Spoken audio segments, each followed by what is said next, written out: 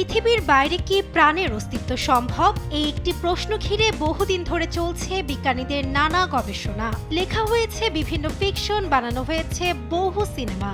এবার পৃথিবীর বাইরে এমনই প্রাণের অস্তিত্বের শক্তিশালী প্রমাণ পেলেন একদল বিজ্ঞানী। সম্প্রতি নাসার জেমস ওয়েব স্পেস টেলিস্কোপ সৌরজগতের বাইরে জীবনের অস্তিত্ব সম্পর্কে শক্তিশালী আলামত পেয়েছে।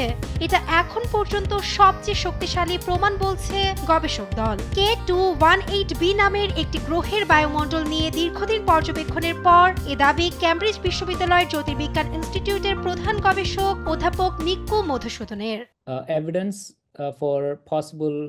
আমরা একটি বহির্গ্রহে সম্ভাব্য জৈবিক কার্যকলাপের প্রমাণ পেয়েছি। এটা আজ পর্যন্ত সবচেয়ে শক্তিশালী প্রমাণ, যা একটি বড় অগ্রগতি। কেবলমাত্র গ্রহটি বাসযোগ্য হতে পারে এই সম্ভাবনাই নয়, বরং আমরা এটাও খুঁজে পাওয়ার চেষ্টা করছি যে পৃথিবীর বাইরে নক্ষত্রগুলির চারপাশে এ ধরনের গ্রহে আরও জৈবিক কার্যকলাপের প্রমাণ পাওয়া সম্ভব।